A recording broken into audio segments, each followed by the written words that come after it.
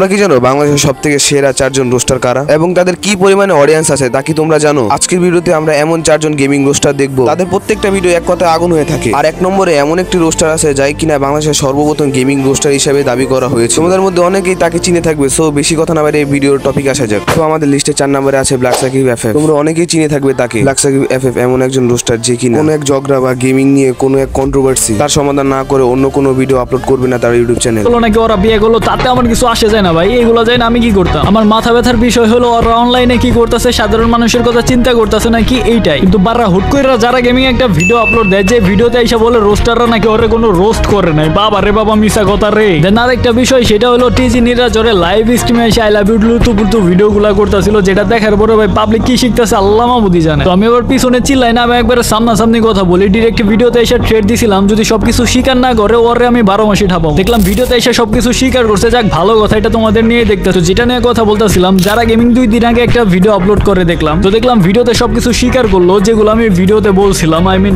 ওরে নাকি কোনো রোস্টাররা রোস্ট করে নাই এই টপিকটা। দেন আর একটা বিষয় তুলে ধরছিলাম, সেটা হলো টিজি নিরাজ লাইভে এসে আই লাভ ইউ বলছিল, এটার কাহিনী কি এন্ড পরে মাপ কেন চাই না, এইগুলো ব্লা ব্লা ব্লা।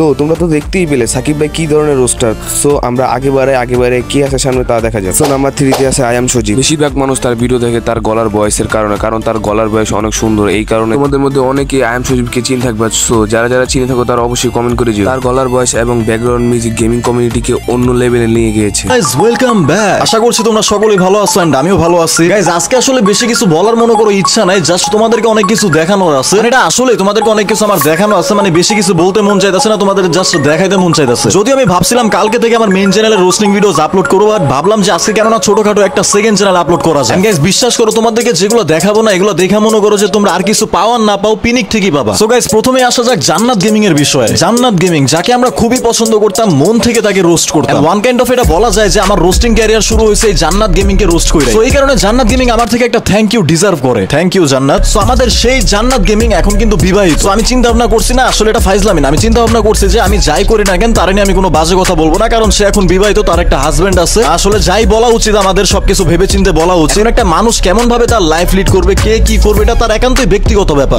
যেহেতু তোমার আমি অনেক রোস্ট করছি, তোমার প্রতি আমার একটা মনে করো যে মায়াও কাজ করে, বুঝতে পারছো? আমি তোমাকে এটা সাজেস্ট করতেছি, এমন না যে তোমার আমার কথা শুনতেই হবে, আমি তোমাকে এটা সাজেস্ট করতেছি যেহেতু তুমি বিবাহিত এখন, আমি চাইবো যে তুমি তোমার এই যে ফেস শো করে। তো আশা করা যায় আই এম সজীবের ভিডিওটা তোমার ভালো লেগেছে। সো আমরা নেক্সট ভিডিওতে আগানো যাক। Number 2 advance gaming. তোমরা কম বেশি অ্যাডভান্স গেমিং কে সবাই চিনে থাকবে। বেশিরভাগ রোস্টার সাধারণ কথার ভাবে কথা মিলিয়ে রোস্টিং করে থাকে, আর অ্যাডভান্স গেমিং ছন্দের সাথে ছন্দ মিলিয়ে রোস্টিং করে থাকে। যদি রোস্টিং কমিউনিটি কেউ যদি এগিয়ে থাকে তার ভিতরে অ্যাডভান্স গেমিং একজন থাকবে। তোমাদের মধ্যে অনেকে অ্যাডভান্স আর্মি। সো যারা অ্যাডভান্স আর্মি আছো তারা অবশ্যই কমেন্ট করে দিও। আসসালামু আলাইকুম, this is advance, welcome to advance gaming. তো কেমন আছো তোমরা? বরাবরের মতো নতুন একটি ভিডিওতে হাজির হয়ে গেলাম আমরা। আজকে আমরা কাকে রোস্ট করব? নাম হচ্ছে যারা পাবলিক দিচ্ছে আমায় তারা, তাকে দেওয়ার জন্য মারা। আজকে বাসটা করব খারা, যারা গেমিং কে দেব লারা। তো আজ আর বকবক করে না করে দিই সোজা ভিডিও শুরু করি। नीरू बचाओ, नीरू प्लीज एक कॉल मार दो प्लीज। नीरू रिवाइव, वहाँ पे रिवाइव कर सकते हो। এখানে নীরু করে ডাকতেছে আর আমি শুনতেছি নিরাজ নাকি নিরুজ তার নাম, শর্টকাটে নীরু বলে। ওরে কি ভালোবাসা। মাত্র স্বামীকে করতেছি ইউজ, 2 দিন পর দেখবা স্বামীকে পিছনে বাস দিয়েছে হিউজ। ইভেন এখন যে নীরুকে একটার পর একটা ভিডিওতে ইউজ করতেছে, প্রত্যেকটা ভিডিওতে নীরু নীরু নীরু।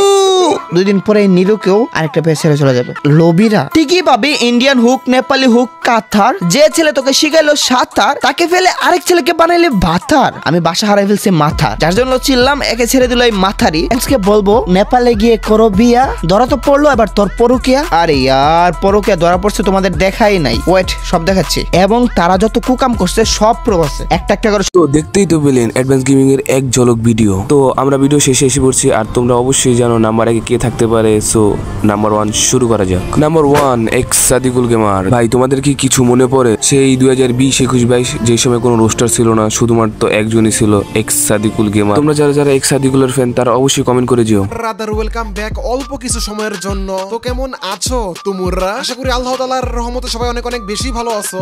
বাট যদি তুমি কোনো না কোনো কারণে ডিপ্রেশনে থাকো, আমি তোমাকে কথা দিচ্ছি এই ভিডিওটা সম্পূর্ণ দেখলে তোমার মুড অন হতে বাধ্য। এর থেকে উপর কথা হচ্ছে আজকের ভিডিওর টপিক এন্ড কন্টেন্টটা ফুললি আলাদা, নতুন কিছু বললেও ভুল হবে না। এটা নতুন ভাবে নতুন আঙ্গিকে ডিফারেন্ট কিছু।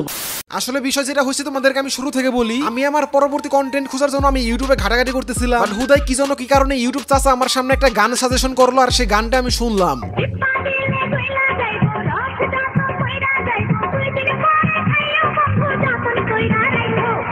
তোমরা বিশ্বাস করবা কি না করবা জানি না, বাট বিশ্বাস করবা এই গানটা শোনার পর আমি পুরো পাগল হয়ে গেছি। কি নেই বারা গানের ভিতরে, টিপাটিপি থেকে শুরু করে রস বের করা, কি নেই বারা গানটার ভিতরে। গানটা শোনার পর আমার এতই ভালো লাগলো যে আমার মনে হলো এই সিঙ্গারের প্রত্যেকটা গান তোমাদের সামনে আমার শেয়ার করা উচিত। যদিও আমি 100% গ্যারান্টি দিয়ে বলতে পারি তোমার ম্যাক্সিমাম মানুষই তার গানগুলো শুনছো। আচ্ছা যাই হোক, নামটা তার বলেই দিই। তিনি সো দেখতেই তো পেলেন সাদিকুল ভাইয়ের এক ঝলক। সো ভিডিওটা কেমন লাগলো আশা করি অনেক ভালো লাগছে। সো আজকের মতো ভিডিওটা এই পর্যন্তই সমাপ্তি রাখছি। আল্লাহ হাফেজ।